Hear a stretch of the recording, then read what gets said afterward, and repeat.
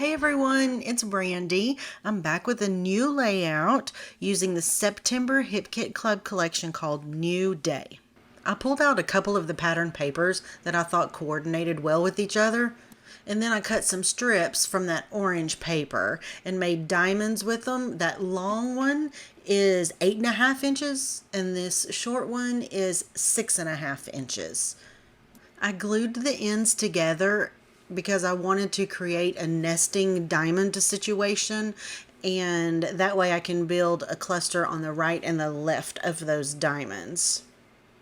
Before I attach those to the background paper, I wanted to ink the edges of them up to just create a little more contrast between the two different patterns. When I first opened my kit, my eye immediately landed on this tri-leaf metal die that you see there on the left. I absolutely fell in love with it and wanted to incorporate it in a big way on this layout. So I pulled a piece of each color of the cardstock that was in this month's kit, and I cut 3 leaves out of each different color of the cardstock. Now I have my diamonds inked up and glued down, and I decided I wanted to go ahead and add some splatters before I started building my clusters. And I goofed a little bit and didn't move all of my embellishments out of the way before I sprayed that water on the ink.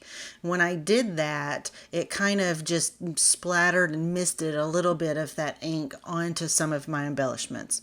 But it's not that big of a deal. It doesn't really bother me that much. Now that tool I was just using is from Tim Holtz. It's a splatter tool. I'm not real sure exactly what the name of it is, but I like it because it gives you bigger splats of the ink onto the background paper. And I went ahead and switched to the paintbrush because that gives me more controlled, kind of smaller splatters. So I wanted my splatters to be just a little bit darker, so I grabbed a different Distress Oxide. I think it's Vintage Photo, and the other one is Spice Marmalade. And I just kind of mixed them together a little bit until I was happy with it, and then started splattering some more. And now it's time to start bringing in the embellishments and building these clusters. When I saw that frame, I could not resist it. I guess I'm on some kind of a kick or something right now, and I just feel like I have to put all of my photos in a frame.